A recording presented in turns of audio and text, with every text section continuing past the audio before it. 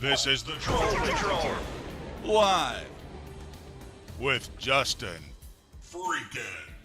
Welcome to the Troll Patrol. Live. It's a freaking Monday. Hope everybody had a great freaking weekend. I went and had pad thai and sushi with Sparkles after the show on Friday. We come back. We watched something, Rick and Morty, I think it was. Like, she has no access to the Rick and Morty, so I think I showed her the past 2 episodes she had missed. She goes home. I'm playing video games. Apparently, the cops came and banged on her door at like midnight. She gets freaked the fuck out, and she hides in her closet. So she's messaging everybody, like she's seeing some dude, she messages him, this was the one that she was talking about on the show, messages him, he says he's going to be over. He doesn't come over, he just ghosts her. She messages me right after it happens, but I'm playing video games. So it's 2 hours later when I see your text message. And we live in the same apartment complex. So, like, she's still freaking out 2 hours later. She has nothing on in her apartment. She's, like, in her closet. I'm like, okay, like, I'll walk to the mailbox. I'll make sure the coast is clear. And I'll let you know. Walk down there. No cops. Nobody around. I let her know. I'm like, hey, you want me to come in? She's like, yes. So I come in. She's still nervous as fuck. She smokes a bowl with me. It's like 3:30 in the morning by this time. She wants me to go out the other side because like her apartment, there's a entrance on each side. So I come in the one side. She wants me to go out the other side to sweep that area and make sure there's no cops over there. Did I enjoy CPAC? Huh. We're going to talk about it. We're not going to hit the highlights everybody else has hit. I would assume. We're not going to play any of Don Jr. I've been battered by storms the last couple of days. I was going to carry the Don Jr. speech, but I was actually off on the time. When I saw what time it was, the time was given to me in Eastern time. So I was off by an hour and I missed Don Jr.'s speech. Had every intention of carrying Trump's speech on Sunday, but just like the weather was trying to kill me. Weather was trying to kill me today. The weather is still trying to kill me.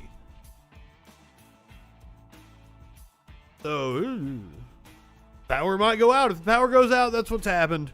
The power has been out several times over the weekend. So that's what happened to me if I just disappear all of a sudden. But if that doesn't happen, here's what we're going to talk about on the show tonight. Viva la revolution in Cuba?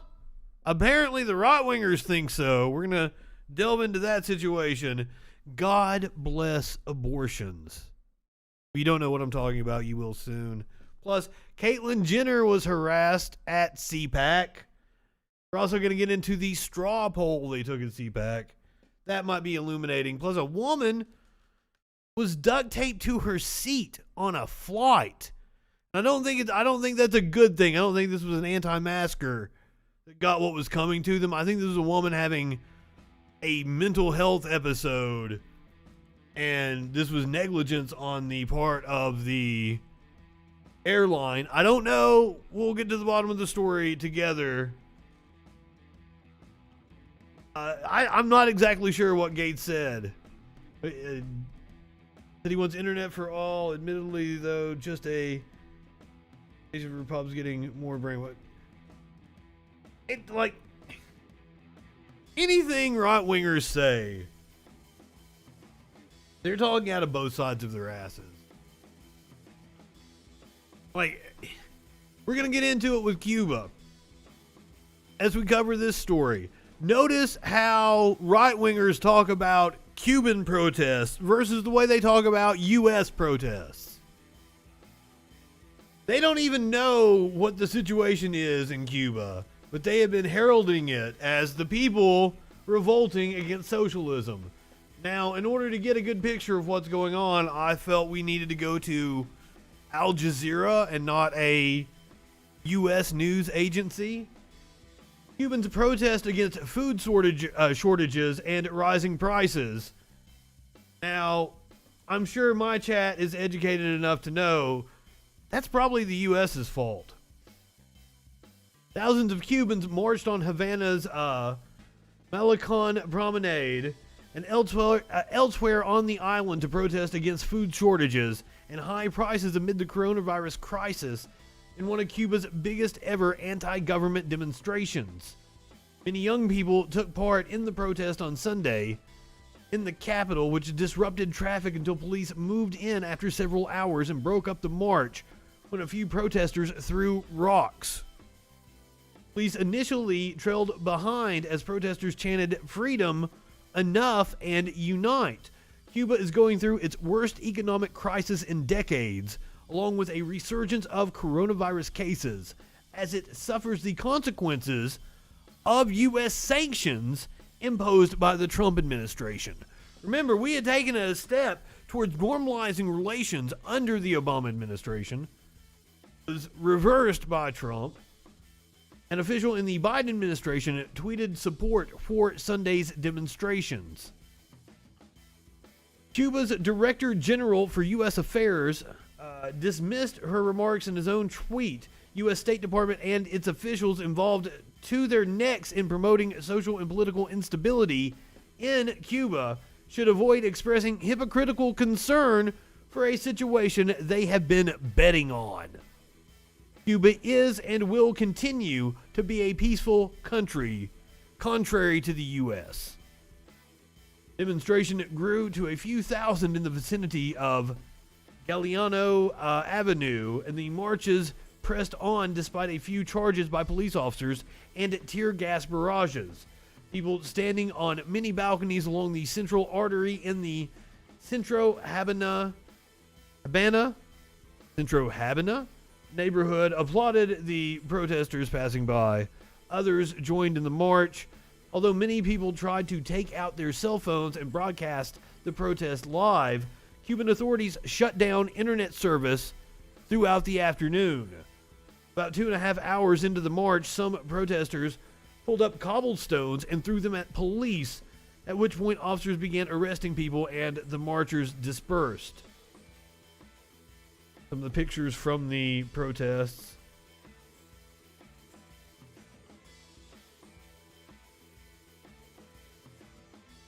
I mean, you can't blame them when they saw a ray of hope from the U.S. embargo a few years ago, only to be reversed under the Trump administration.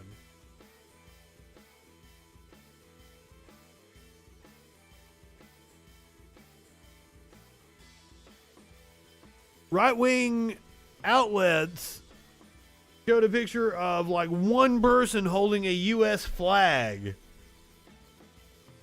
And they jumped all over that as proof that America represents freedom all over the world.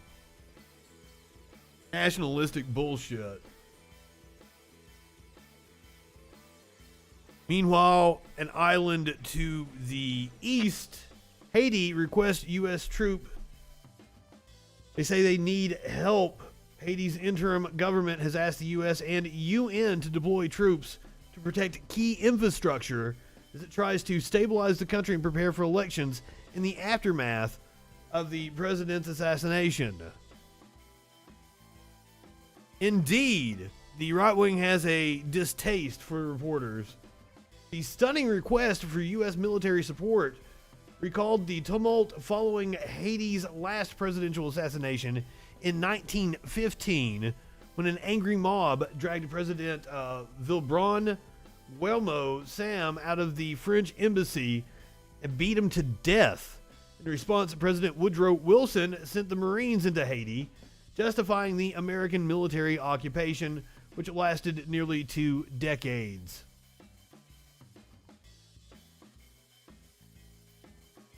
I mean, I can understand Haiti wanting U.S. troops, but we've got our hands full elsewhere.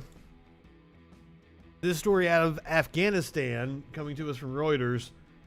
Afghan pilots assassinated by the Taliban As the U.S. withdraws, the Afghan Air Force major had grown so fearful of Taliban assassinations of off-duty forces in Kabul that he decided to sell his home to move to a safer pocket of Afghanistan's sprawling capital. Instead of being greeted by a prospective buyer at his realtor's office earlier this year, the 41-year-old pilot was confronted by a gunman who walked inside and, without a word, fatally shot the real estate agent in the mouth. Wow. This is kind of an odd piece for Reuters, which is usually very straightforward journalism. So Zamare reached for his sidearm, but the gunman shot him in the head. The father of 7 collapsed dead on his 14-year-old son, who had tagged along. The boy was spared, but barely speaks anymore. At least 7 Afghan pilots, including Zamare, have been assassinated off base in recent months, according to 2 senior Afghan government officials. A series of targeted killings, which haven't been previously reported, illustrate what U.S. and Afghan officials believe is a deliberate Taliban effort to destroy one of Afghanistan's most valuable military assets, its core of U.S. and NATO-trained military pilots. In doing so, the Taliban, who have no air force, are looking to level the playing field as they press major ground offensives. Militants are quickly seizing territory once controlled by the U.S.-backed government of President Ashraf Ghani, raising fears they could eventually try to topple Kabul. I mean, they've been talking like they run the fucking country, and that they're going to be doing the negotiating with Russia and China. I worry that this piece from Reuters seems an awful lot like imperialistic propaganda. Currently, the Biden administration seems to not be wavering in its support of the withdrawal, so I'm happy about that. I mean, there's no winners in this situation. Just like there's no winners when it comes to climate change. Death Valley temperature hit 130 degrees, close to a world record. Oh, this isn't any kind of reporting.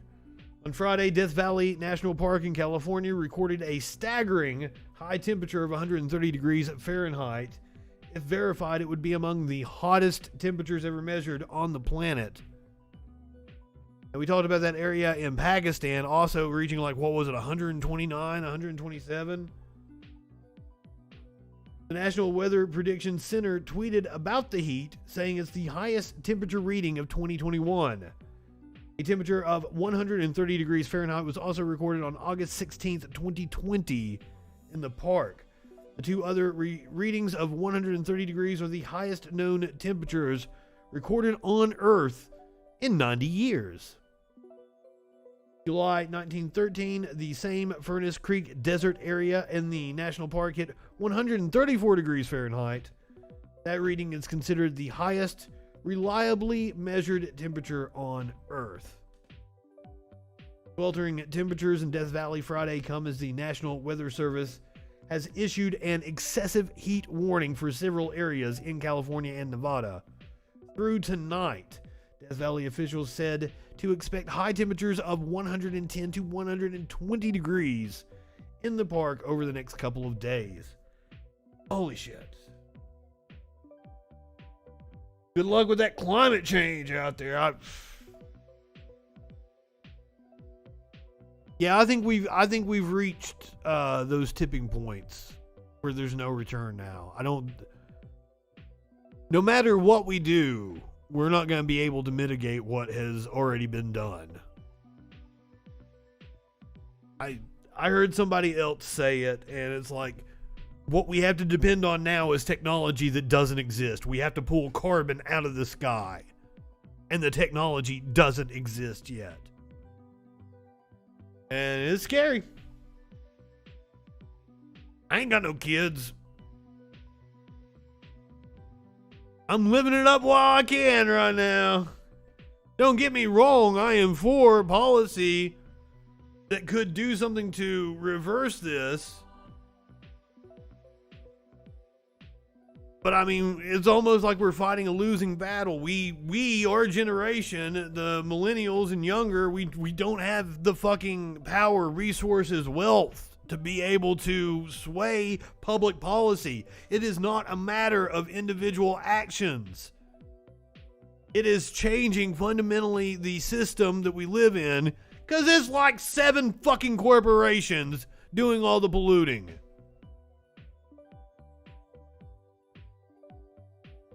Yeah. I did the story the other day where they're now predicting that civilization could collapse by 2050. That would make me 60, 66, 67, 76. Fuck, I can't do math. That would make me 66. 76. I was way off with that. Wow. But I mean, hey, not like there's not a whole bunch of other things that could kill us before we ever get to 2020 or 2050. Our infrastructure in the country is fucking collapsing. Remember that condo that collapsed in Miami? Well, the courthouse has had to be closed down. Temporarily evacuated after a building inspection. Miami-Dade County's Trouble Civil Courthouse was closed on Friday after concerns surfaced from a structural and safety inspection commissioned in the wake of the Surfside condominium collapse.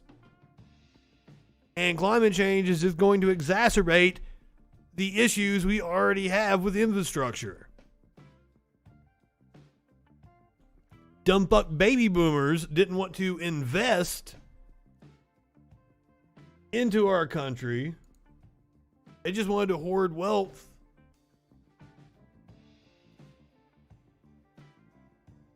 That's not the only thing trying to kill us. We've still got a pandemic raging on. This health official from Missouri says that COVID is rising at an unbelievable pace. Missouri, how close are you to crisis mode, as the governor described it? Thank you, Boris. Appreciate the time this morning. Fucking Biden's position on fracking, oh my God. He has flip-flopped on that so many times. Supposedly he's publicly against fracking at this moment. And I almost want to say that his position on it is to be ambiguous, so it confuses us that we don't know if he's fucking for it or against it.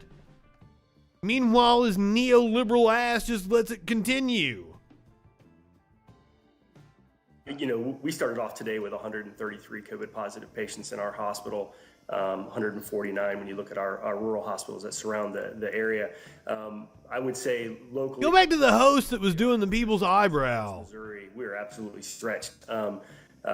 Further than we were stretched last year, and I would say it's a managed crisis at this point for sure. We're seeing things that we didn't see last year. That's another thing. I went out for sushi and pad thai. I am not going out ever again. No more. No. None of that. Too many people in my fucking face. I had a mask on. Nobody the fuck else did. Our waitress had a mask on, but she fucking pulled it down and leaned right into Sparkle's fucking face to talk to her. Not doing it anymore. You're at a pace that is almost unbelievable when you look at how quickly this accelerated. And your hospital specifically had to ask for help last weekend because of high demand. You had to not high enough for this shit. For ventilators. Governor Parson called it a management problem, saying that the state does not have a ventilator shortage. Help us understand what happened and if you need more assistance right now. Sure, and I'm sure the governor was responding based on the information that he was given. But basically what happened last weekend is we had an acceleration in the use of ventilators faster than some of our more seasoned healthcare professionals had ever seen. We went from the 30s to almost 50 in about 48 to 72 hours. Now, our plan allows us to reach out to our other Mercy hospitals and pull equipment in. And so what we saw was that escalation happened so quickly that we had to activate that plan a lot faster than last year. And just to put that in perspective, from June 1st, we had 26 patients in-house. We hit 128 yesterday, and as I said, 133 today. So in 39 days, we made that acceleration. I don't like where this is heading, especially because all the shit is going to expire come September. All the stuff that was in the bill that the House passed after Biden got elected. I'm sorry. I want to be wrong so fucking bad, but I'm giving you the fucking straight facts. And the eviction moratorium expires, I think it's the end of this month. We're going to see a lot of people's bills come due for rent right about the time that we're going to see a huge spike in COVID cases. In all these states where, like in my state, the governor's like, we are open for business. There will not be another shutdown. I can't. I hope I'm wrong. It took us from September 1st to our peak on December 28th to go from 24 to 113. So 150 days. We eclipsed that this year in 39 days. And so share whatever you want, man. Go ahead and throw it in the Discord. I've said we were never at a point where we were in jeopardy of not having the equipment we needed for patients, but we had to rally our resources much faster than we thought we would last year, and we used up all of our bedside ventilators, but had some more on hand should we have needed them. And so we were fine from an equipment standpoint, but we were definitely tested. I always refer back to what Mike Tyson said: everyone has a plan to get punched in the face, and we got punched in the face, but really proud of how our team took that punch and recovered and adjusted our plan, and we moved forward, and we're still caring for the community. I still want Mike Tyson to punch Logan Paul in the face. A straight line between the It's Logan Paul that does the boxing, right? Vaccinated in I get them confused. They're like the Weinstein brothers. And the low rates of vaccinated people in Missouri. Oh my God. That you're facing now. It's impossible not to, Boris. If you ask me, you look at what's happening around the country in areas where they're very low case numbers, very high. And I'm sure there's a lot of fucking universities, religious universities and private universities that aren't going to require vaccination. They're going to be in these pockets of unvaccinated people. Vaccination rate's still sitting around 38%. A couple of big hospitals here in Springfield that serve a very large rural community, and some of the counties that we serve are still in the teens. Even California is skyrocketing. Oh my God. The age of patients we're seeing, it's a much younger demographic than we saw last year, and we know that when we look at the acceptance rate of vaccines, younger folks are less likely to take the vaccine. And so what we're seeing are more younger patients, sicker patients. 91% of our ICU patients today are on ventilators, and that's shocking to us to have that kind of number. Last year during the peak, it was around. And they all have one thing in common. They've not been vaccinated. And these are young patients. A vaccination is like a magic bullet for getting severely sick. You can still get sick. That has been proven. And that's one of the reasons why we need to back off on going out and having fun. He said, quote, sending government employees or agents door to door to compel vaccination would not be an effective or welcome strategy in Missouri. That's not actually what the White House is doing. They're not compelling people to get vaccinated. They're trying to educate people, explaining that. Yes, we're going to talk about the Lambda variant. It helps protect people. Yeah, I think our message here locally with our health system and across our ministry throughout the Midwest has been educate people around the vaccine. That is absolutely what we're focused on. I know there's a lot and I saw a right-winger want to give Trump credit. Literally said, if the Democrats really want people to get vaccinated, they need to give Trump credit for the vaccination. My God, no, the motherfucker doesn't get to get credit for it. He didn't publicly get his vaccination. That could have got us over the rate for herd immunity. That could have lifted our vaccination rate another 10%. If Trump had gotten vaccinated in public, on camera, and made a big deal about how all his followers should get vaccinated. No, he doesn't get credit. He got his vaccination in January without anyone knowing, without any fanfare.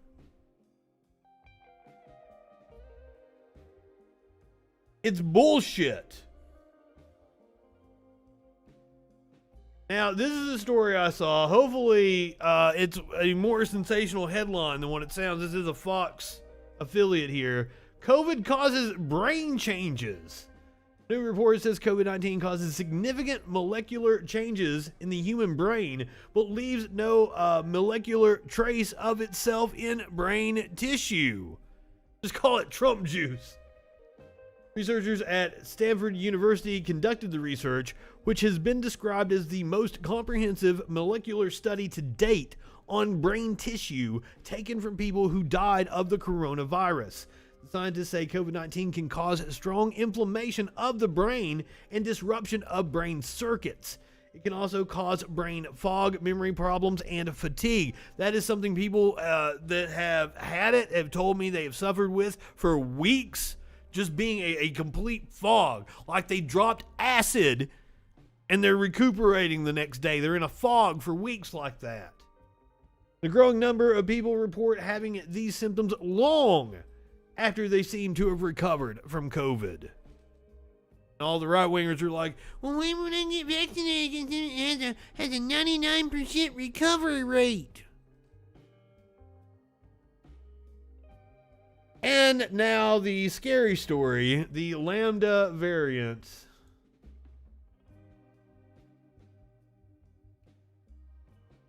Compared to all the attention that the Alpha and then Delta variants have been getting, there's been relative silence about the Lambda until now. The Lambda variant of the COVID-19 coronavirus is not to be confused with the Lambada, which is the forbidden dance. This is a Forbes piece, by the way. But the variant has been progressively dancing its way around the globe. It's already become the dominant strain in Peru. I almost called it a lobotomy, which has had the highest COVID-19 case fatality rate and deaths per capita in the world. It's also spread to at least 29 countries in 5 different World Health Organization regions. So the question is, will this version of the severe acute respiratory syndrome coronavirus 2 Lambda the world into even more trouble? It's hard to say right now. Much to learn about the Lambda variant there is, as Yoda would say. God damn, I hate pieces that are written like this. Currently, the Lambda variant is like your dad wearing a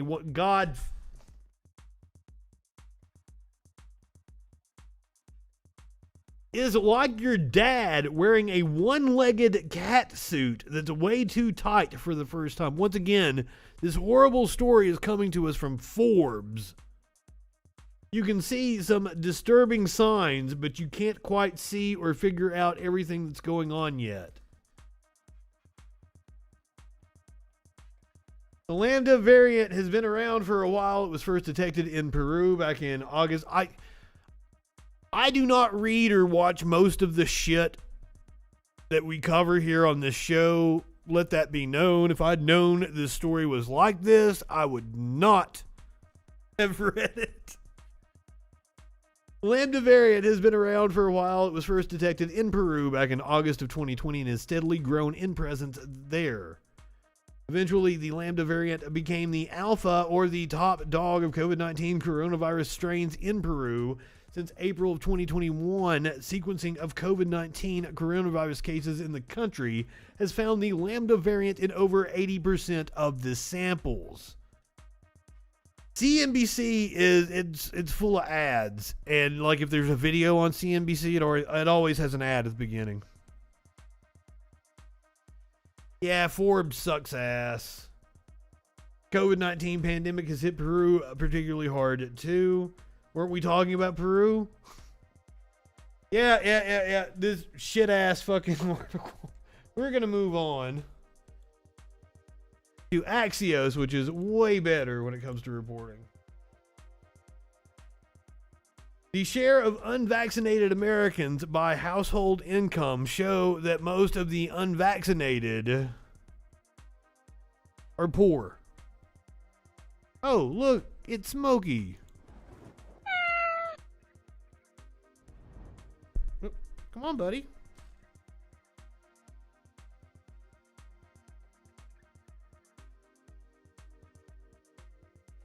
More than half of unvaccinated Americans live in households that make less than 50 grand a year, according to the latest Census Bureau data. He loves showing off his asshole. Making it easier for the working poor to get the COVID-19 vaccine without dinging their already low incomes could help boost the country's vaccination rates. Well, I thought that's what they were doing when they offered free rides from Uber and Lyft. And the vaccination itself is free.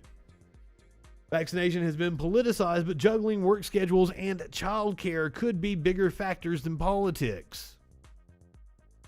Vaccine access is indeed, I understand what they're talking about, being able to, find the time off if you have children. It's one thing for me to be able, I don't have a car, but I was able to just Uber down and get a vaccine because I got the time. A lot of low-income workers are working hard to provide food and housing. That may mean it's hard for them to find a time to get vaccinated. That's according to a health policy professor at Boston University. Workers also may worry about having to take unpaid time off if they come down with any vaccine side effects. That is one thing I will encourage. I was down and out for a day. Most people that I know that took the vaccine were down and out for a day at least. So if you have not been vaccinated yet, you might want to plan that around your schedule. Whether more employers mandate vaccination or provide rewards to workers who get a shot, something to watch out for. However, rewards may not move the needle a lot if companies don't make it easy to get the vaccine or offer full pay for any time off. Many low-income workers still want to get vaccinated. It's just not always easy. Now, we touched on this last week. The idea of a booster shot has been floated. Scott Gottlieb, a former FDA commissioner who sits on Pfizer's board of directors, said on Sunday that the nation has probably missed a window for providing a booster shot to protect against the more infectious Delta variant. That was one of the caveats I brought up when we first touched on the story about a booster shot. Is it really necessary, or perhaps is there a financial stake for some of these companies that are wanting to suck at the government teat to offer? I mean, it's quite possible that we're going to need booster shots. It's quite possible that we're going to have to take a shot for this shit every year, just like the flu. But is this motherfucker slimy enough to try to make money off of it? Yes. Israel have this data because they just decided to study it, or because they started the process of distributing the vaccines earlier, and therefore they have people in their population who are further along than in the States? Both. I mean, Israel did vaccinate their elderly population early. We did as well, but they do a very good job of tracking people who've been vaccinated, so they're collecting this data very aggressively. So it's not a surprise that they might be first to spot these trends. We're a little bit behind here in the United States. The United Kingdom has already made a decision that they're going to provide boosters to those above the I'm not taking a shot. September, and then walk it down the age continuum. Israel just announced today that they're going to provide. I actually bought some shot glasses. I can take a shot. I'm not going to. I'll take a rip. To start the process here in the United States, and that's really what Pfizer, the company I'm on the board of, is trying to do. Somebody hit the rips. Studies, we're going to be submitting that information to the Food and Drug Administration, asking for authorization to provide a third booster should it be needed. Ultimately, that decision is going to be up to the FDA and then up to the CDC to make a general recommendation, but that's a multi-month process. So if we don't get started right now, we're not going to be in a position to have boosters available should we need it come the fall. I think, quite frankly, we've probably missed the window in terms of providing boosters for the Delta variant. The Delta variant's likely to play out really over the months of August and September and maybe into October. This wave of infection will have passed us, but you still want to consider boosters for people going forward, particularly vulnerable elderly, people in nursing homes, people who we know are more vulnerable to the infection, where you want to maintain a sufficiently high level of neutralizing antibodies in their blood so that you... What are you, a right-winger? You will edit to favor your perspective? Some people will get in trouble with the virus. Oh, some people will get in trouble with the virus. There's actually been several breakouts. I didn't want to touch on all of them. One linked to the Southern Baptist Convention. There was a nurse, do check out tomorrow's Freakin' News. A nurse in Louisiana has died. He was an anti-vaccine conspiracy nut.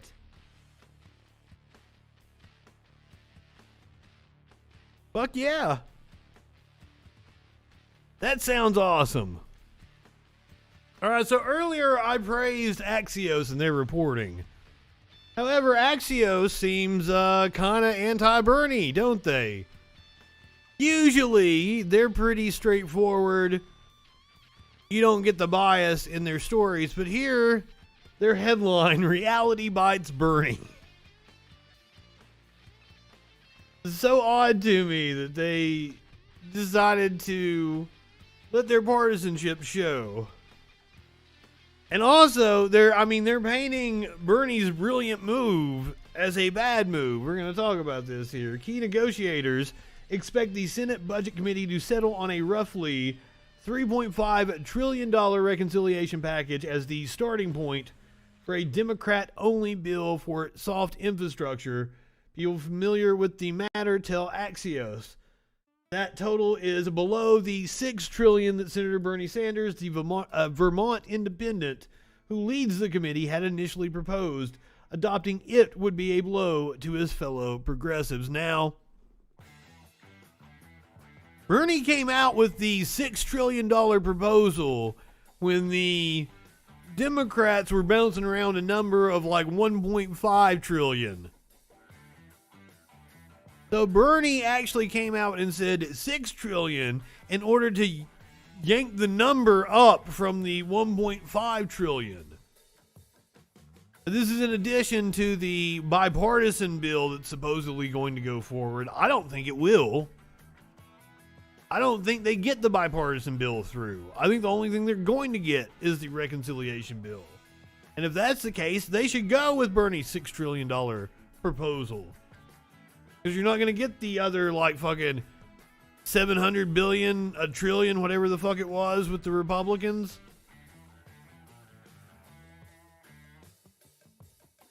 The emerging agreement will, however, cover all of the major Biden administration proposals on soft infrastructure, including the president's families, climate, and housing programs, according to a source familiar with the Senate budget resolution discussions. All negotiators are still finalizing details. The proposal is close to fully offset with new revenues, among other pay-fors. The roughly $3.5 trillion could get shaved down further once the full Senate, including centrists like Senators Joe Manchin, Kristen Sinema, John Tester, the ones that are being bought and paid for by the oil industry, as we found out in the leaked audio from Greenpeace the other day. The package will need the support of every Democrat on the Senate floor to pass. Sanders is still pushing for a high number, telling the New York Times Maureen Dowd in an interview published Sunday that $2 trillion to $3 trillion is much too low, and he is correct. Sanders will have to convince centrists on the committee, such as Senator Mark Warner, who hasn't revealed his top-line number, but privately suggested it's more in the $3 to $4 trillion range.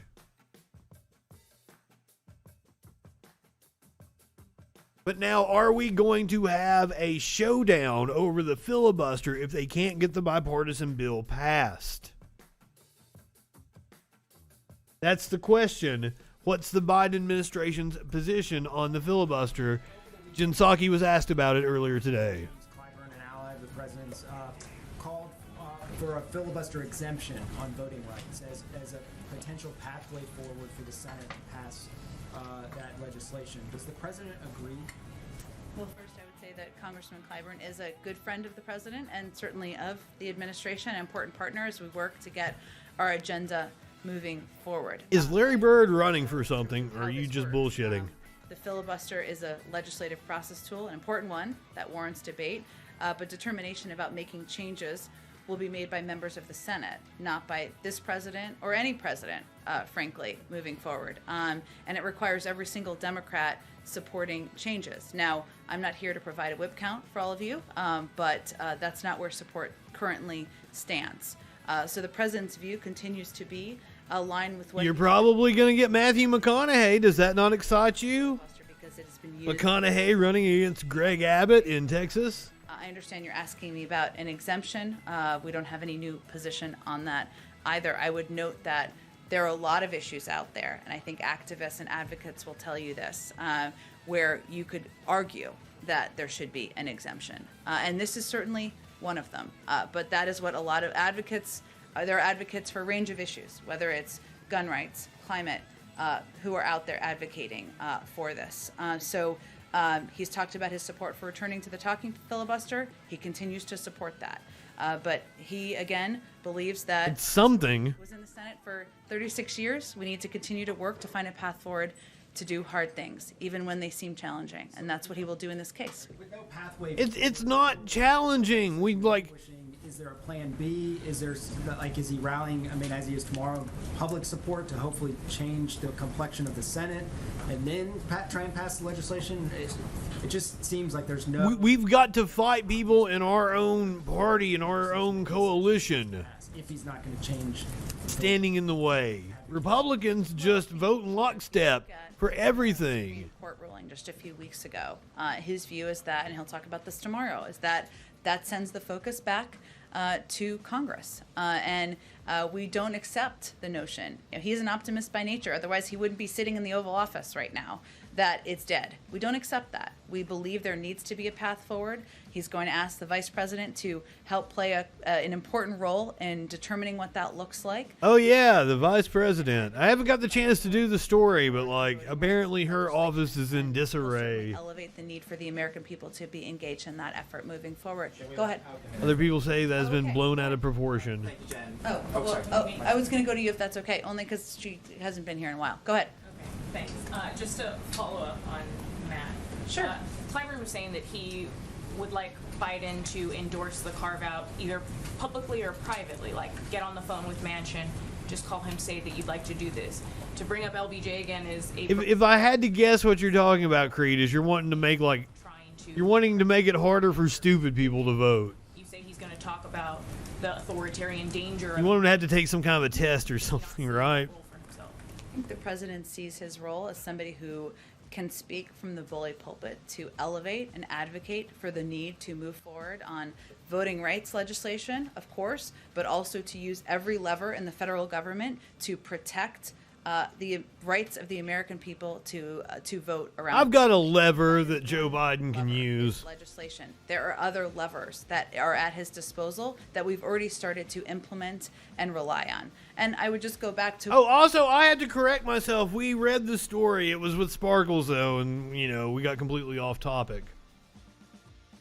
Get that Nazi shit out of here.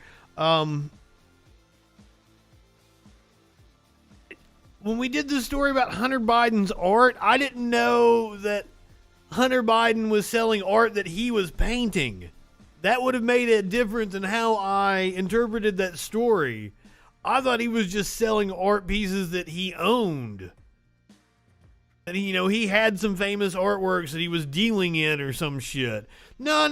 This motherfucker has decided to start painting artwork and selling it.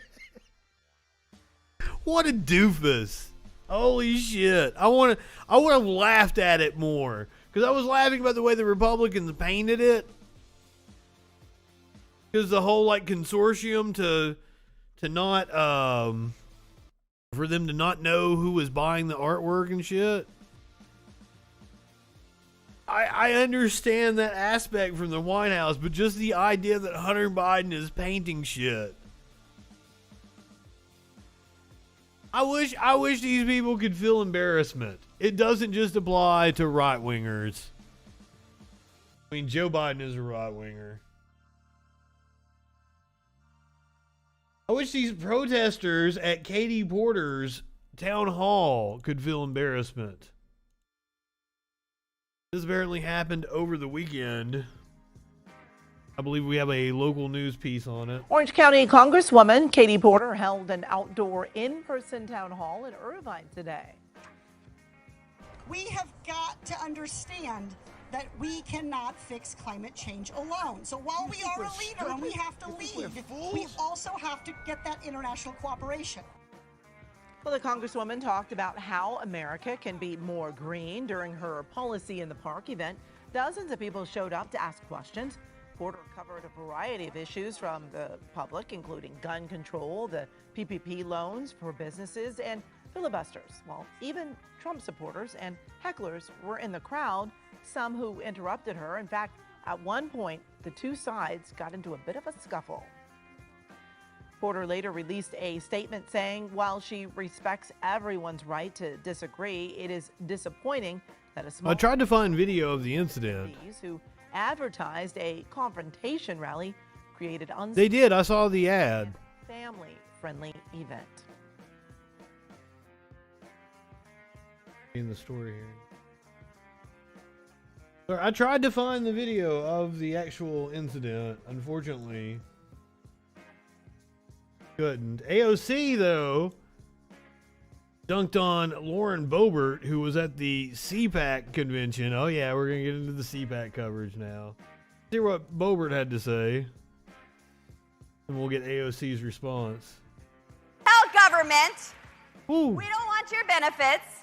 We don't want your welfare. Don't come knocking on my door with your Fauci outie. You leave us the hell alone. Look at her strutting all over that stage. She thinks she's hot shit. We're here to tell government, we don't want your benefits. We don't want your welfare. Don't come knocking on my door with your Fauci outie. You leave us the hell alone.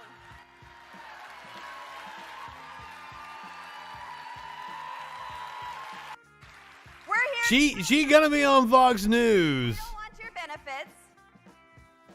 Or some shit after she leaves Congress. AOC retweeted the video and said, "Tell them loud and proud, girl. GOP will strip your unemployment protections and dismantle any semblance of a public safety net that we have left. Then make working people pay way more for everything on low wages while Wall Street gets a meal ticket. Good old conservative values, baby." Conservative values were on full display at CPAC when they heckled one of their own candidates, Caitlyn Jenner, who apparently that is who Sparkles believes murdered Ron and Nicole.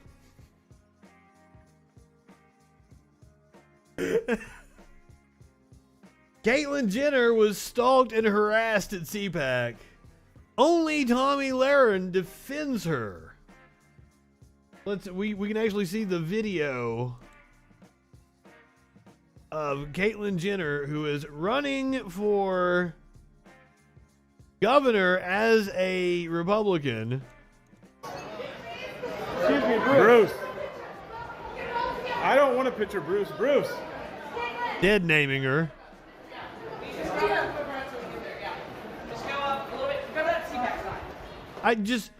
What did you think was gonna happen when you went to the gathering of shitheads? Bruce, what do you think about the stuff that they're teaching in the schools? Oh yeah, we need to go into this when she's on here next Friday, because over dinner we went into great detail about how she thinks that Caitlyn Jenner was the actual one that murdered Ron and Nicole. and that OJ is completely innocent, which I find laughable. She's very sympathetic to OJ. She loves her some OJ.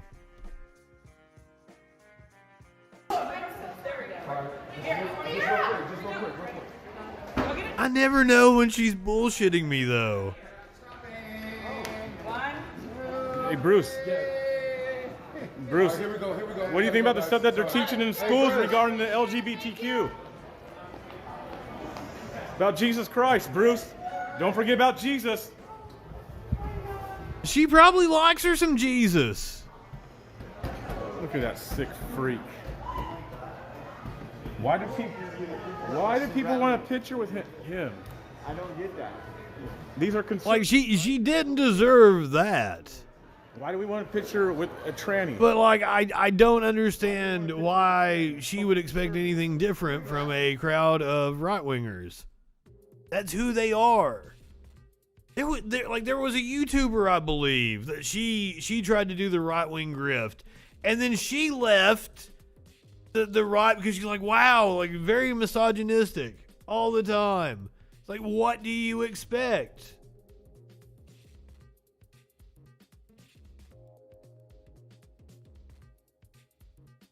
So wow, they have some had some real nut jobs at the CPAC.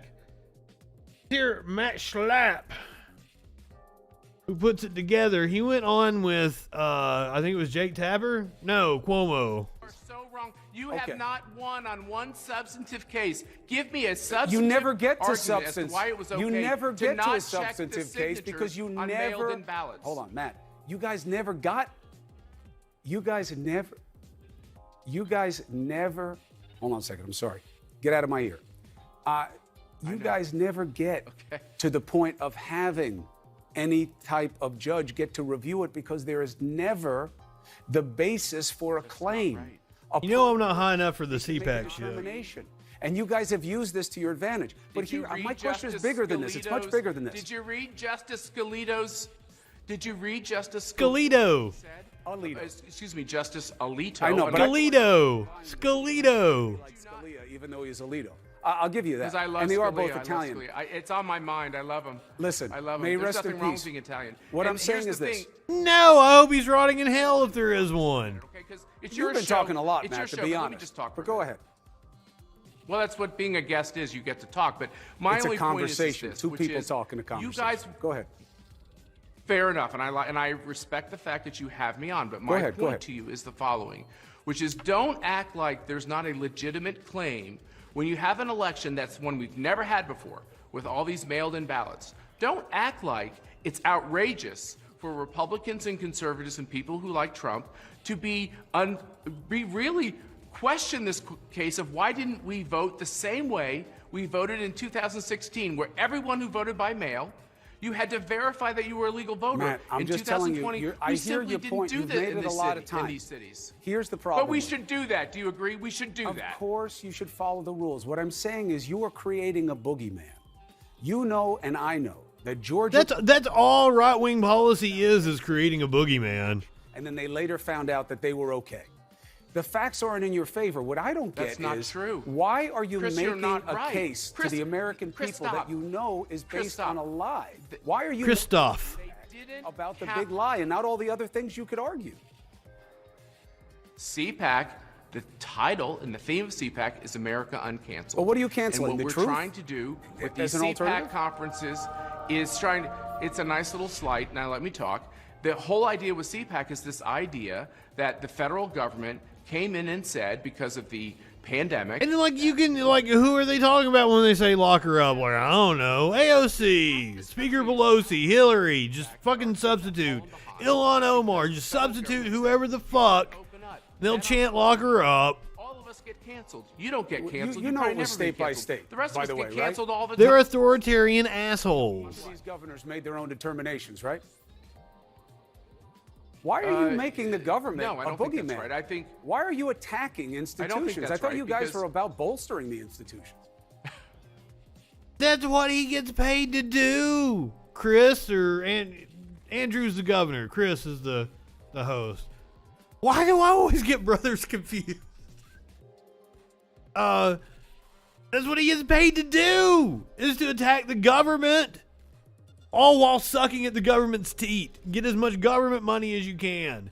This motherfucker probably was up to his eyeballs in PPP loans and doing shit for the Trump administration. Government which told kids they that didn't it was tell unsafe anybody to go to anything. school, They should have told kids. Which partnered with the president at the time from your which party partnered said, with the "Let the teachers states do it.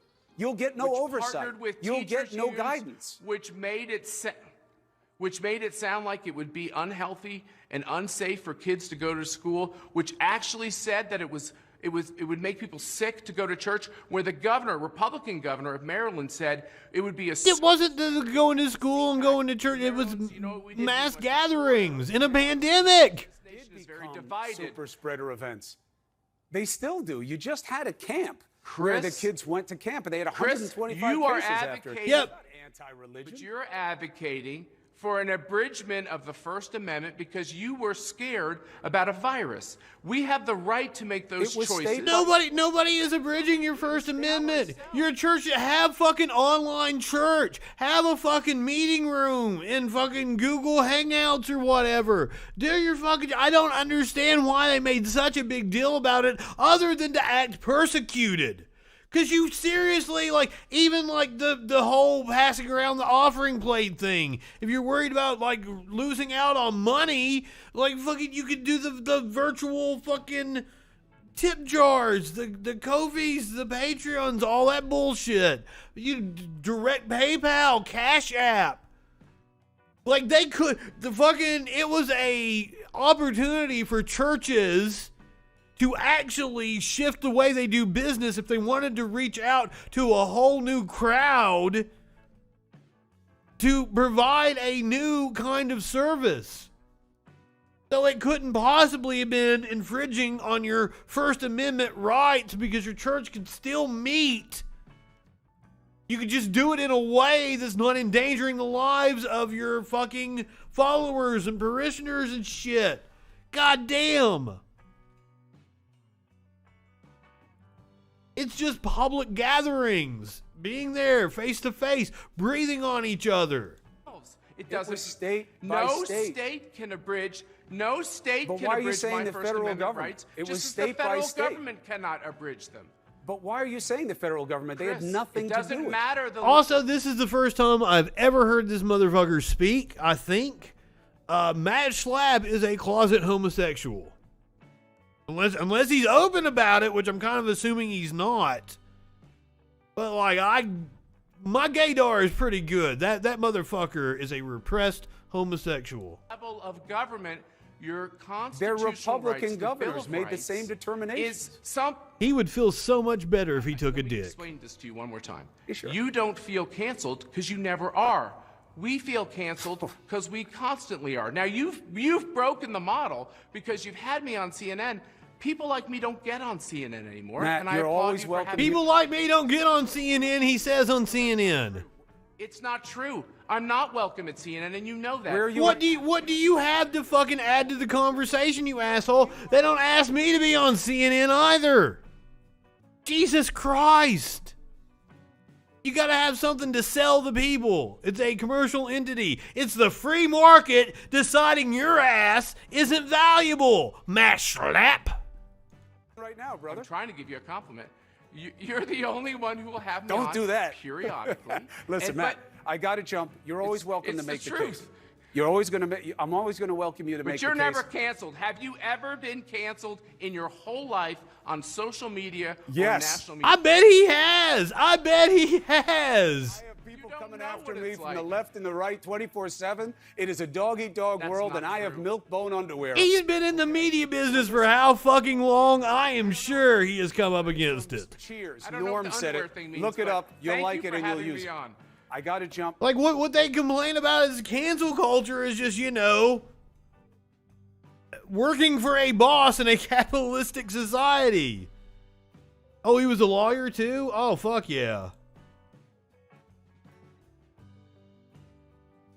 All right, so no speeches from any of the Trumps from the CPAC. If you wanted to watch that, you can go somewhere else, but let's watch this. Let's watch the straw poll from CPAC. Ladies and gentlemen, are you ready to hear the results of the CPAC straw poll? Let's bring out our friends Naomi Ito from Liberty Ecosystem, powered by Number One Solution. Our pollsters, Ryan Munn. Liberty Ecosystem, powered by Number One Solution. Like, what the fuck? It had like some kind of branding. Their fucking organization. This better not be copyrighted music, you motherfuckers, if you want people to like actually cover your event. Attendees' heads are at. First thing I want to do is turn it over to Naomi. Are these guys Proud Boys or some shit? That's exactly what they look like. About whether that's a good or bad idea about how to secure ballots in future elections around the world. Naomi. Thank you. So in the existing election system, many frauds. I want to get to an equal society. And I want an equitable society so that we can all use slurs all we want to and it's no longer an issue. Who cares? Of many people all over the world. But you gotta strive for that equitable society first. For a solution, Liberty Ecosystem has been in progress to develop a system that is accessible online. What the fuck is Liberty Ecosystem? So we're very happy to see that 362 people have participated. I have no clue what's going. Like the two Asian people on the stage with the Proud Boys, and I don't know for sure that they're Proud Boys, but that's what they look like. Over to our pollsters now, Ryan and Travis from Coefficient. Fellas?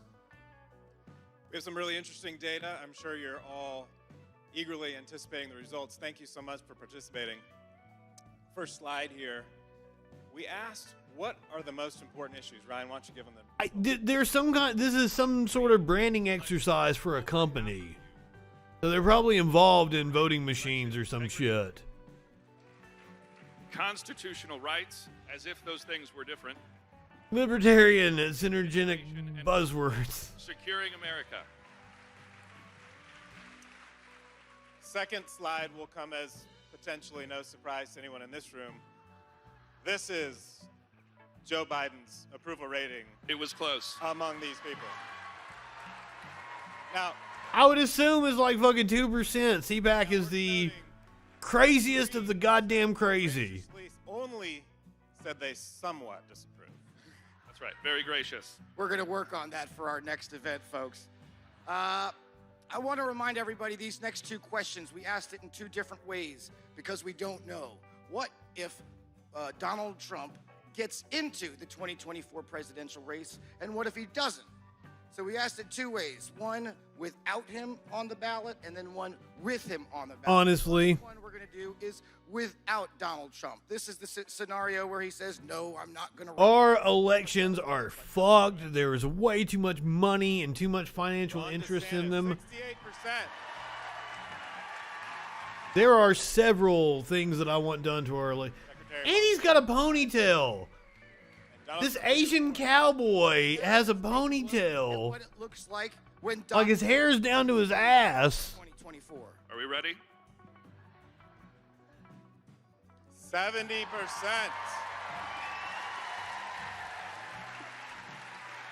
Okay, so it looks like 70% are for Trump in 2024. I'm surprised that's not higher. Right, and finally, we asked an approval question of Donald Trump. Across the conference, there was very, very little disagreement with the 90%. Well, this is one of the very last things of the event. This was right before Donald Trump spoke. Thank you all. So they might be milking it because Trump is, Project. you know, We got tremendous meandering in the back. and thanks for doing it. Thank you to our partners from Coefficient, Ryan Muntz, and... Yeah, I totally didn't pay attention to anything they said. I'm sorry if you guys wanted to hear that, but the 30-minute Xi Jinping speech was probably way more interesting. Also, I like how I brought up that we were going to watch that speech on Friday, but because Sparkles was here, I wasn't going to subject her to it, and the chat seemed like they were into it, like they wanted to watch the 30-minute Xi Jinping speech. I'm assuming there was a lot of drugs done at the CPAC. I bet I would have a good time at the CPAC. I bet I could have a lot of gay sex at the CPAC. Story online about Delegate Joe Jeffries and his explicit sexual content TikTok videos. Yeah. So this coming to us from West Virginia. A West Virginia state delegate apparently had some advice on TikTok. I played it one night when Cardi B was talking about how when you give a blowjob, you shouldn't eat like an egg sandwich, or you shouldn't eat ribs because you get grease in your mouth, and then you give a blowjob and you put it in your pussy and it throws your pH balance off. I assume he was trying to be helpful, like Cardi B. But like, I'm not exactly sure. Let's find out what this dude had to say on TikTok. Now lawmakers in West Yes, that will give you a UTI. 13 News reporter Zach Gilliland joins us at the digital desk with the latest. Zach? Mariah, Delegate Joe Jeffries was stripped of his committee assignments Thursday by House Speaker Roger Hanshaw. Jeffries has not apologized for the sexual videos posted, and his silence has prompted other delegates to speak out. Governor Jim Justice issued a statement Saturday calling for Jeffries to resign, saying, quote, "This is the behavior of an immature child, not a 39-year-old father and elected official." District 37 Delegate Mike Pushkin said it's serious when the leader of the Republican Party has asked for Jeffries' resignation. At some point, you have to ask yourself, do you want to be an effective representative of the people, or do you want to be a social media star? This story is making national headlines, reaching the Associated Press and Washington Post. I want to know what the video was. Statement saying, quote, "Joe Jeffries has once again made choices that have taken attention away from working together to move." I'm trying to find it, guys. Later saying, "It's not for me to decide if he should be removed from office. Ultimately, that comes down to voters in his district." Jeffries has not commented publicly on the explicit sexual videos. He did, however, respond to comments on his latest TikTok, saying, "I am an elected official, but I'm a real person." Pushkin believes Jeffries should apologize. When you take that oath of office, it's not just about you. Okay, you know, that seat there and that desk in the House chamber, that doesn't belong to us. That belongs to the people. So I think the apology that is owed to the people of the 22nd District and the people of West Virginia. I've continued to reach out on multiple platforms to Delegate Jeffries for a comment, and he has not responded to our requests. Live at the digital desk, Zach Gilliland, 13 News, working for you. Okay, let's see if this is it. Plug the YouTube channel I found it on. Hello guys, अस्सलाम वालेकुम guys. आज इस video में मैं आपको बताने वाला हूँ जो जेफरीज टिकटॉक जो कि बहुत Oh, no. God damn it.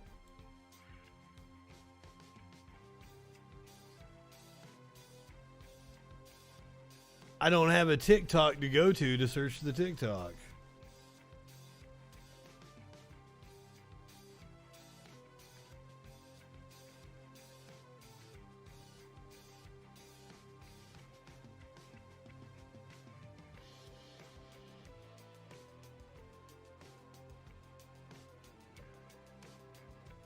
I'm sorry. I want to know what the fuck he said. The news can't play it, but we can. That's why we have the content warnings.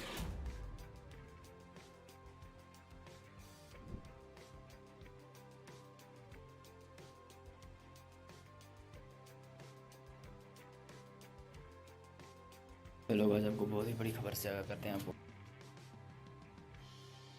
What? I keep getting like an Indian person talking over it.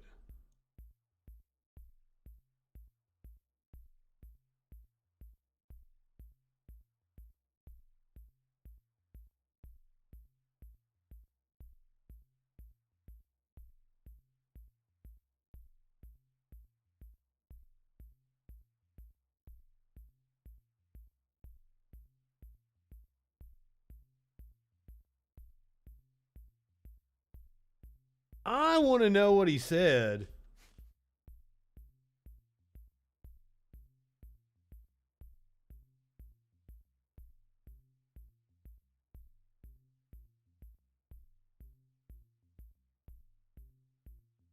I can't believe it hasn't been posted on YouTube somewhere.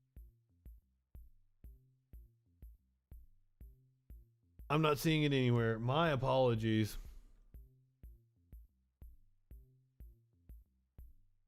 Very disappointing.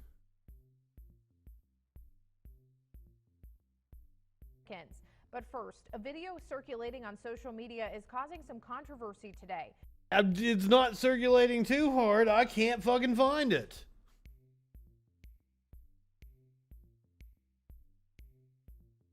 I'm going to follow up. If I can find it tonight, we're going to watch it tomorrow. I probably should hit the content warning for this next story. Cop in New York on leave after punching a suspect in the face. 5 o'clock on July 4th. Surveillance video shows a group of people inside the East Syracuse Walmart. DeWitt police say 5 to 6 people were fighting when 22-year-old Tajanique Bird in a white dress pulled out pepper spray from her purse and sprayed multiple people, including children. Police say the video shows 20. You got to hit the exclamation point rips. Arguing with store employees and striking them in the face. When DeWitt police I got to pack my bong again. and Corey Bike arrive on the scene, a man is seen directing them to the fight. In the police body camera footage, you can see police walking through the store aisles. Officer Spain tries to handcuff Edmonds. Back off. Back off. No. Back off. She argues with police. But Why they just got to go grabbing people? All right. Now, Just separate them, calm down. Trying to take Bird into custody. Stop trying to put your hands on fucking people, you stupid ass cops. And the video goes black. You're gonna get on it.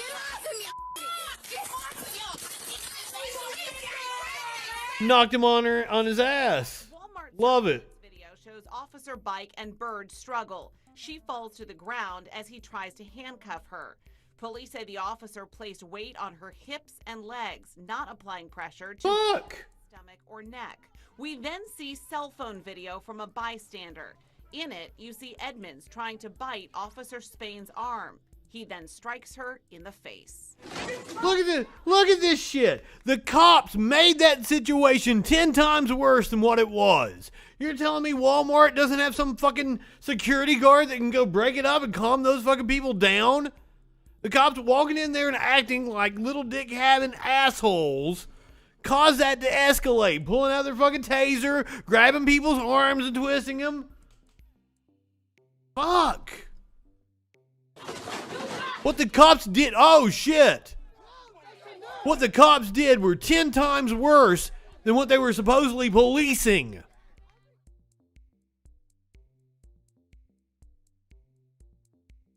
Yeah, fuck this dude right here. On leave my ass, he should have been fired immediately.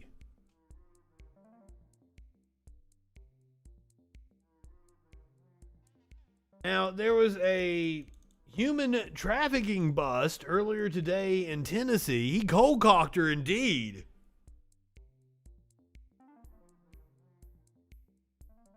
And it appears that a pastor was one of the people arrested in this human trafficking ring, because of course he was. I believe there were also a couple of local officials rounded up. In a Fox 17 News crime alert, a mid-state pastor is among 18 men arrested in a human trafficking sting. Matthew Brewer, listed online as a pastor in Centerville. He's also a chaplain and a major in the Tennessee National Guard. The arrests here follow a two-day shocking in Spring Hill, in which these men are accused of soliciting sex from underage girls. Agents say they use several decoy ads on websites linked to prostitution cases in hopes of saving sex trafficking victims. You would be among the first to know about crime alerts like this by signing up for Fox 17's daily newsletter. To get our messages, just go to fox17.com and look to the right-hand side of our homepage to sign up. Don't you dare go and sign up for their newsletter. You want your daily news from the Troll Patrol Live. I would say there were at least a couple of them. I mean, it's fucking Middle Tennessee. Now, there were several Hispanic looking individuals in there. I would almost assume that they were hired guns for others in a more elaborate scheme, if I had to guess, knowing the area. Now, this one, this is crazy. Apparently, a lady got taped to her seat during a flight, but she was having a mental health scare. A judge has blocked the Tennessee anti-trans bill. I actually had it on the docket for Friday, and I had a whole bunch of, like, I was asking Sparkles, you want to do this one, you want to do that, and she skipped over it. Pole dancing bear. There is no pole dancing bear tonight. What do we have? We have a puppy saving another puppy, and it is very heartwarming. You're gonna love it. It's like a little pity. I don't even know what the other puppy is. A woman who allegedly had a mental health episode aboard an American Airlines flight appears to have been taped down after freaking out in the air, and the crew's drastic response is getting some side eye. I bet. This is a TMZ article. So the video is captured by a TikTok user. Looks like the video's been taken down. Good. I kind of didn't want to watch it.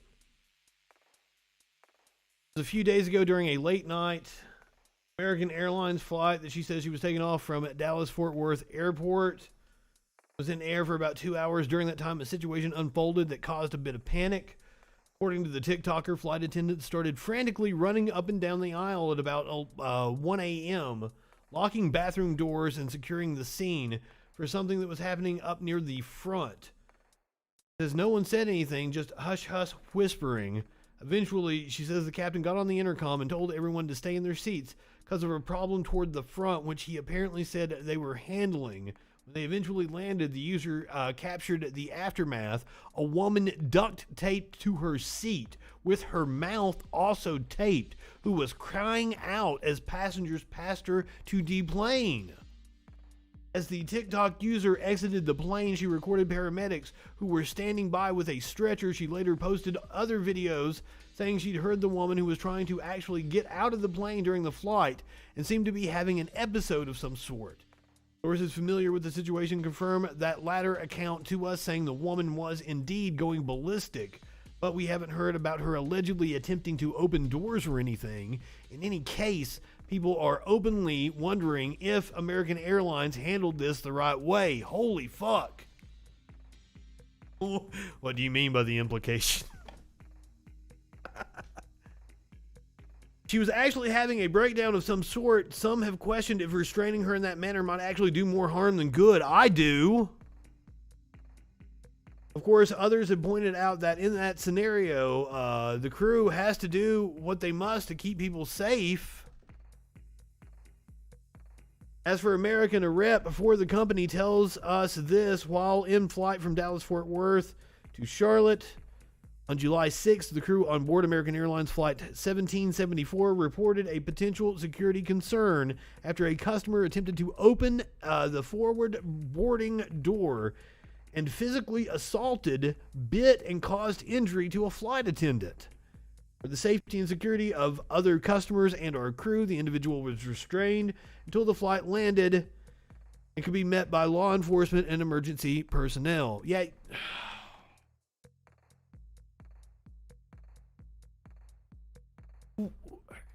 Aren't there usually marshals on each flight, or are there only like marshals on certain flights?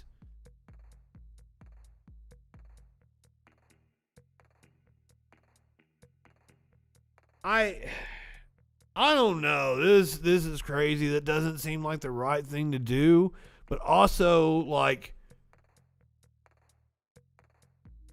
you're talking about some underpaid flight attendants, just working class people that aren't trained to deal with that kind of a situation. What do you do?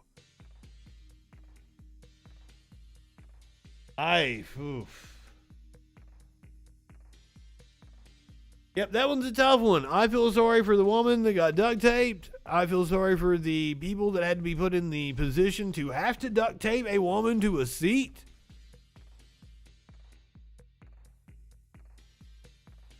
I got no commentary on that one. Yeah. It said she was spitting and biting people. It does look like torture if you're duct taping somebody's mouth.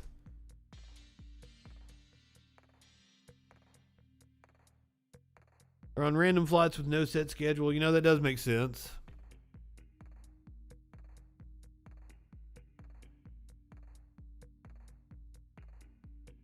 Yeah, you make an excellent point. Teachers are underpaid and not...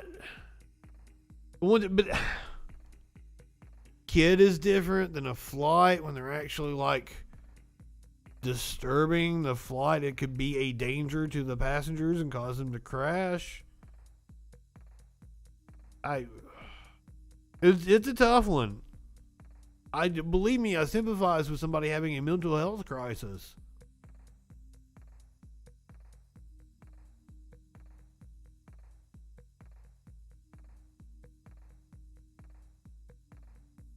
Dustin, I like the way you put that.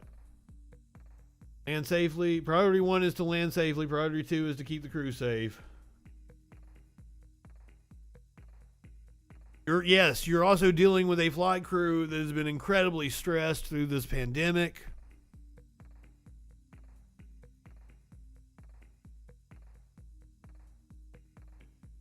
Fucking Sparkles would love to spit in your mouth, Creed Dally. He has asked me multiple times to let her spit in my mouth, and I'm like, no, I will pass on that. I see both sides. Everything about this is fucked up. I would assume there are other versions, other variants that we don't even know about yet. So the Lambda was first detected in August of 2020, and now it's just becoming a concern for us in the U.S. now, as it engulfs, 26 countries. What restraints do you have on I'm surprised they had duct tape.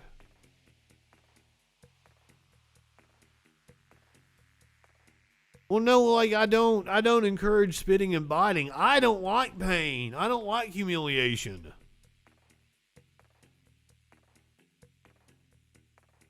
That's some Pokemon shit, isn't it?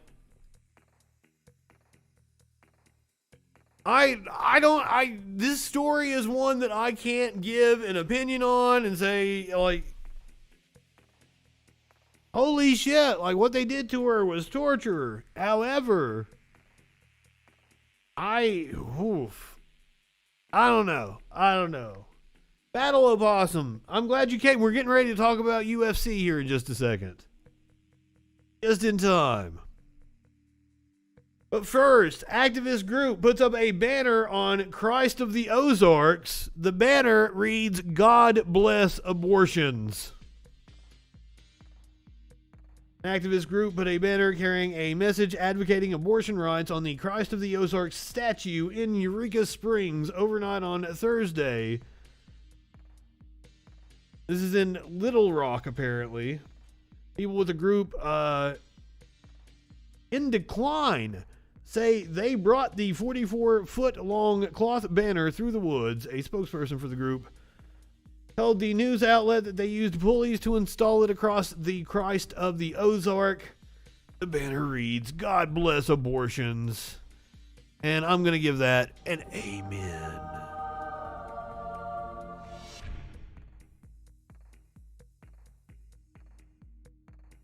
I love that, this story about her being duct taped has sparked a hell of a discussion. I'm into it. I don't know what else to say.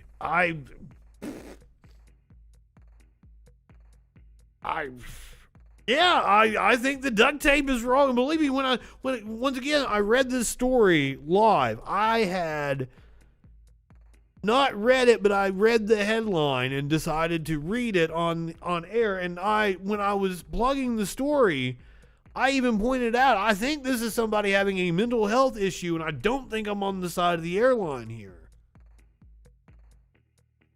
Because that is fucked up.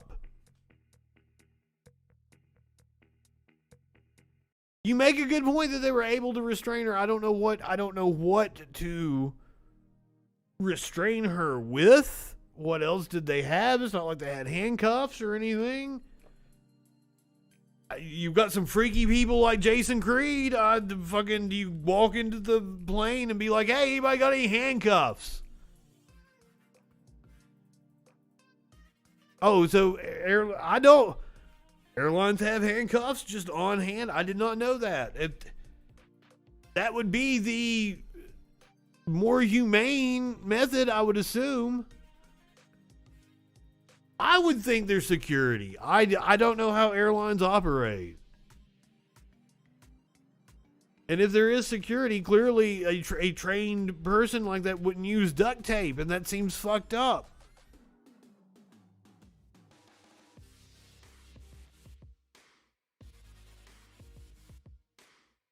It's a wild fucking story.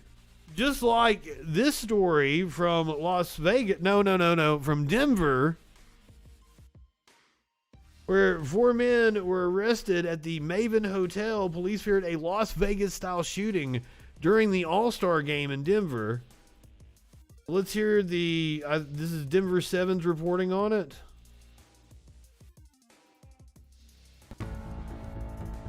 Now remember, we did the story where they arrested the dude in Chicago. I'm not sure that was a mass shooting getting ready to happen. The dude was with his kids and his now fiance. He proposed to her after he got out of jail. So I don't know what's going on with that one, but the cops were patting themselves on the back saying they stopped a mass shooting. Let's find out what happened here in Denver. Our balcony faces directly towards Coors Field. All-Star Weekend, the spotlight on Denver. First thought was terrorism. And a massive police investigation in the heart of downtown. Heavily armed, walked right out of the elevator. What police found in a high-end hotel room. It worries you because you never know who's next to you in a hotel room. And what high-placed sources are telling Contact Denver 7 investigates about who revealed the possible threat. Thank you to whoever reported what they saw, because they could have circumvented a catastrophe. We begin with breaking news just days before the All-Star game. Sources are confirming to Denver 7 investigators. So I don't follow baseball. Has the All-Star game happened already? Into a mass shooting. The suspect was staying in a hotel near Coors Field. We're told he was armed to the teeth. Chief Investigator Tony Kovaleski will join us in just a moment with the details. You will not Do indeed check out Adam's song. Again tonight with Denver 7's Liz Gilardi at the Maven Hotel with exclusive information of her own on how this arrest went down. Liz? Well, Jacqueline, just days ahead of that All-Star game in Denver, police recovered multiple weapons inside that hotel room just a block away from Coors Field. And tonight, multiple sources are telling Denver 7 that police found in that hotel room multiple long guns. They found body armor and hundreds of rounds of ammunition. 4 people are in custody, and sources worry about the harm they could 4 people? Especially with large crowds downtown. So this wasn't just like a... Witness video shows officers in SWAT. Usually incidents that are mass shootings are lone wolves. It's not... The elevator, and she just thought, what the heck is going on here? Susan Syverson is staying at the Maven Hotel with her family. On Friday night, her daughter saw heavily armed police in the lobby. They were told to stay in their... So yeah, knowing that it's a group, my guess would be Boogaloo Boys. Directly towards Coors Field. There's no building in between. You just, the balcony, you can see straight across to Coors Field. Police searched 2 hotel rooms, including one on the 8th floor. Multiple sources connected with the investigation tell Denver 7 they intercepted multiple weapons. They believe the number of weapons, ammo, vantage point, and large crowds could have resulted in a Las Vegas-style shooting.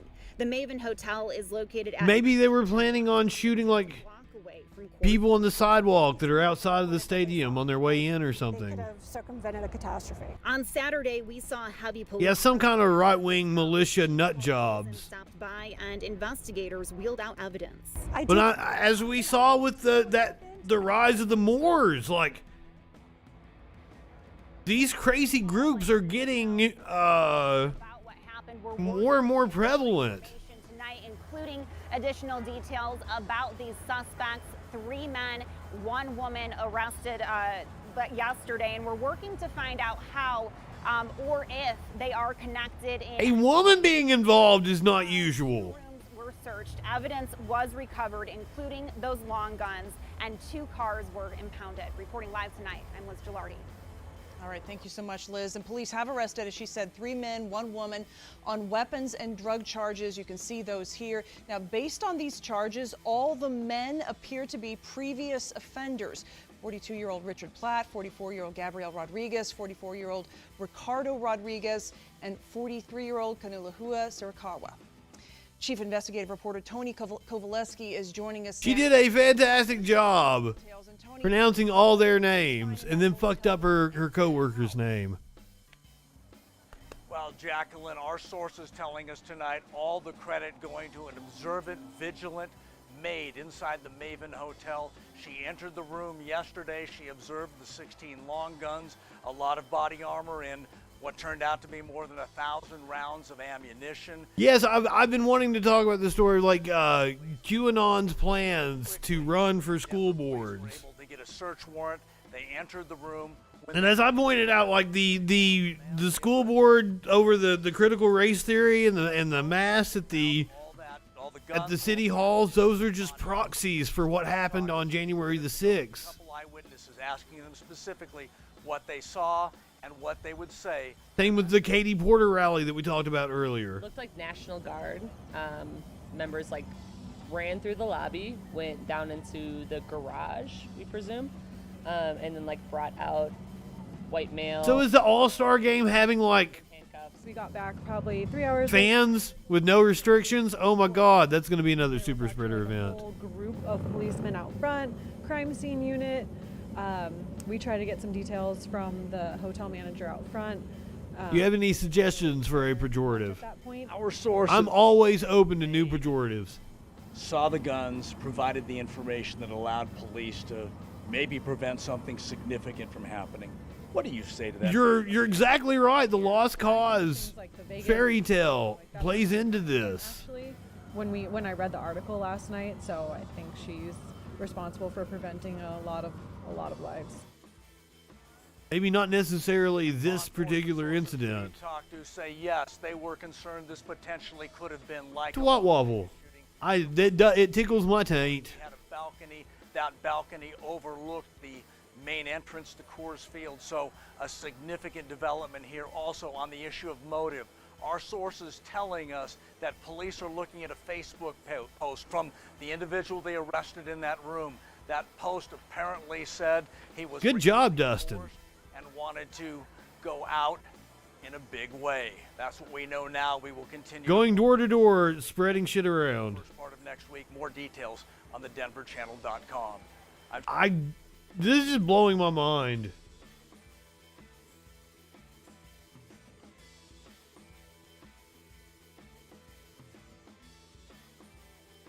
What a wild story.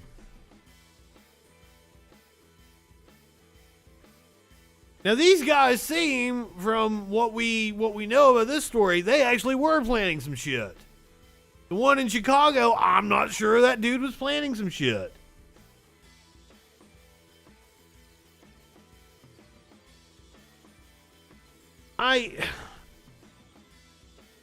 So the guidance right now, if you're outdoors and shit, very low risk of transmission, but I mean now we're dealing with the Delta and the Delta Plus variants, which are highly transmissible, and if you're in close proximity to another person,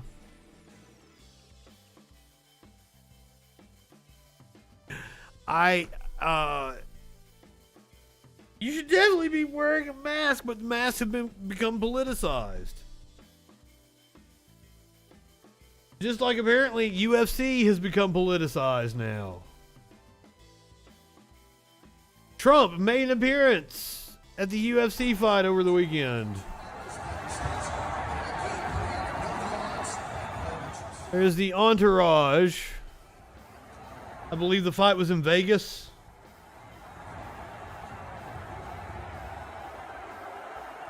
But this is one of the craziest things to me is the right-wingers are always going nuts about how sports should stay out of politics. But they made a big deal about Trump being at the UFC fights. And then the Blaze made a big deal about how ESPN didn't cover it.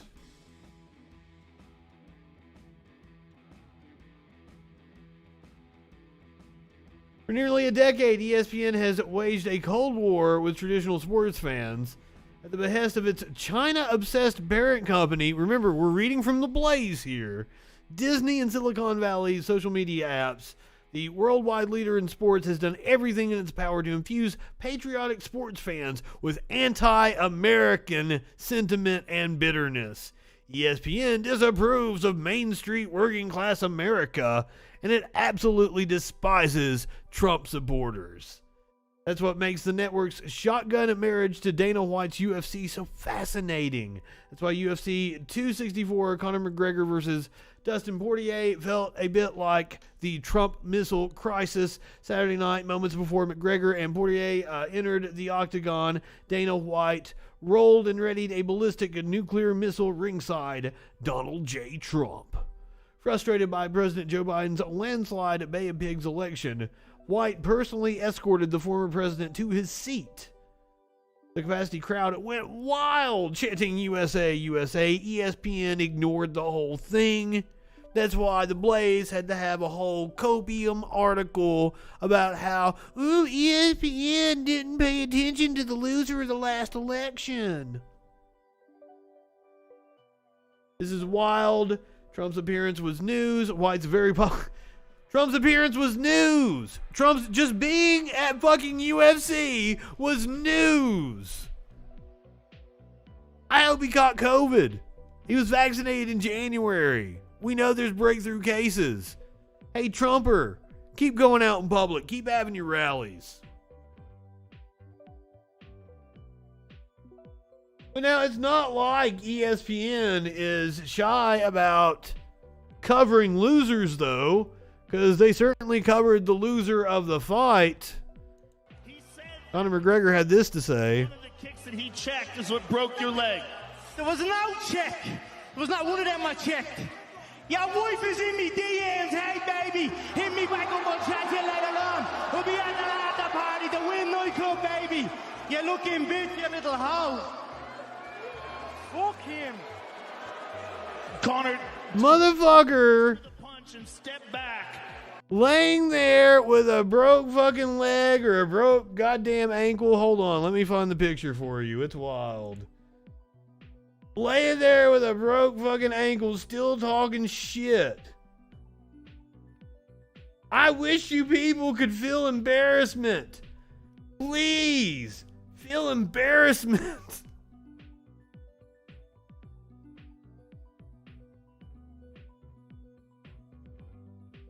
Conor McGregor should feel embarrassment. Donald Trump should feel embarrassment. Neither one of them should show their fucking faces. There's his fucking ankle bent all the way goddamn back. You might be right. He might have already had a booster shot. Yes, Conor McGregor is a chud. That's why I believe this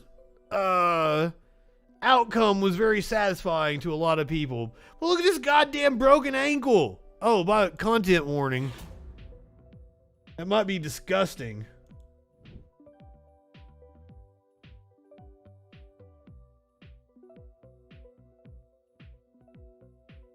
Speaking of things that are satisfying, remember the 2017 Unite the Right rally? It was about the city wanting to take down the statue of Robert E. Lee.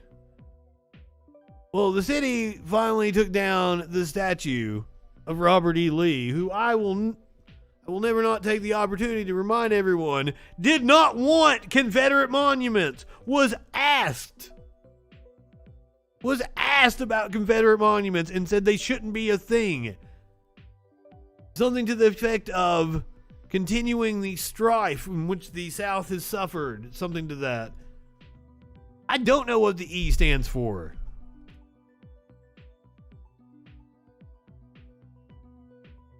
I am satisfied whether you make a joke or whether you enlighten us and tell us what it actually stands for. Is it really Edward? That was uneventful. I hope somebody makes a joke. Not only is that statue gone, I believe they removed one of Sacagawea and Lewis and Clark. Because while they were at it, they were like, we got the crane here, let's do it.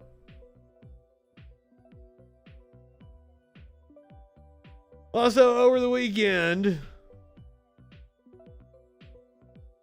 Richard Branson apparently said goodbye to the earth for just a couple of minutes. I was once a child with a dream. Looking this up. rich asshole No. didn't actually go into space. Went to like the last Wonderful adults looking down edge of the earth. earth.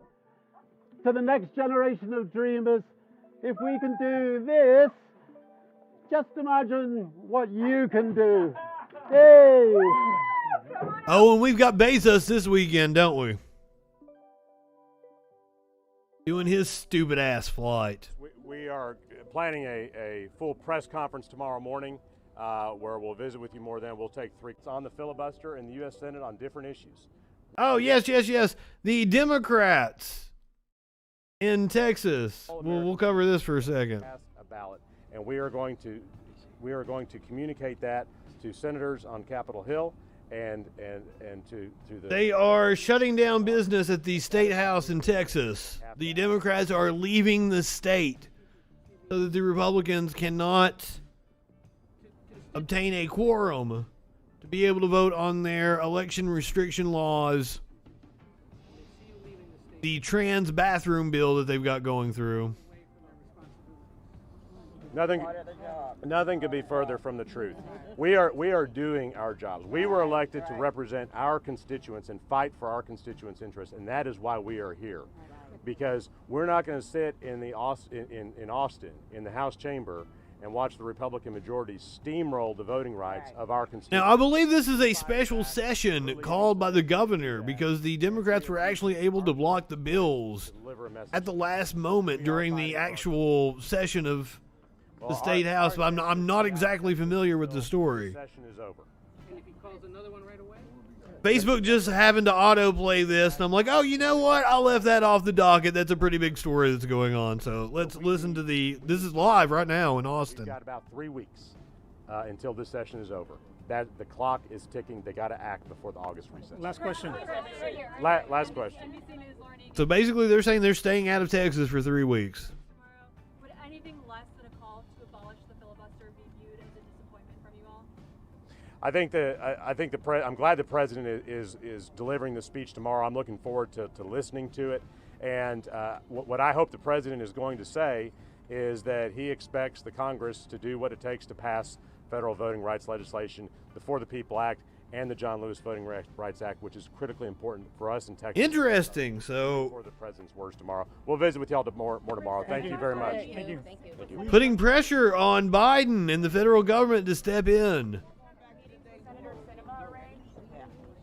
Because the For the People Act would nullify a lot of the things that Republicans are doing on the state level.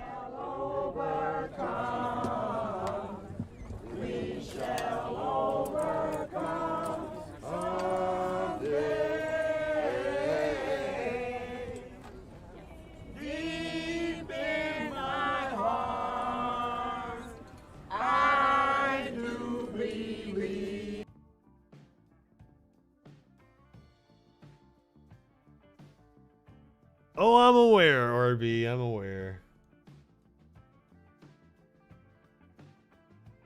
All right, let's go ahead and bring this one on home. You know I love ending on a palate cleanser of a puppy video. Poor little baby fell in the pool. The dodo video. Looks like a little chihuahua, maybe? I believe this is a pity comes over.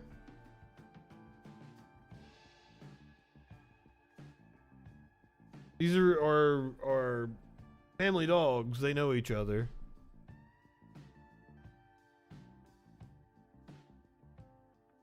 So the pity is trying to rescue the little one that is trapped in the pool.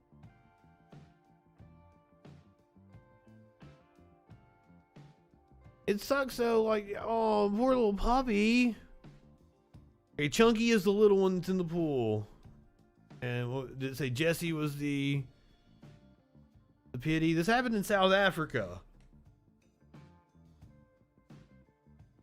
Chucky, not Chunky. I called him Chunky. He is Chunky. Oh, he's 13 years old. He's right there next to the steps. He when he fell in where the steps were. Poor little baby. I wish he'd noticed the steps. Yeah, Jesse repeatedly tries to, like, grip him gently by his ear and pull him up.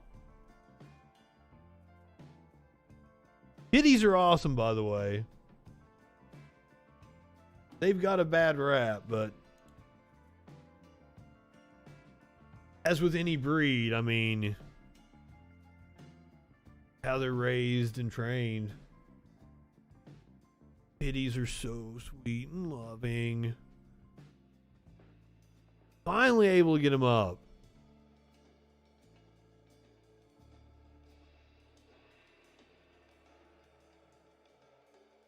Is that real? I did not know that.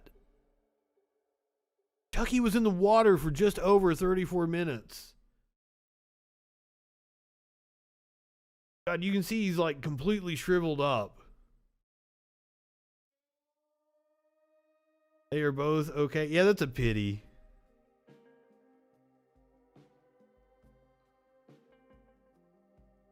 Oh, that's one of the, that's like a, what is it, Shih Tzu? That wasn't a, I thought it was a Chihuahua. Or Staffy. I don't know my dog breeds real well. They are both adorable though. Oh my God, I'm gonna cry. Oh, they did like a whole award ceremony and presented Jesse with a plaque for being a hero. Oh, Pomeranian, that's it. I was trying to think of that name. I had a friend that had Pomeranians. Yeah. That's what that little turd was. Oh, he's so cute. Alright guys, if you are watching on Twitch, I'm going to send you over to Riverboat Jack.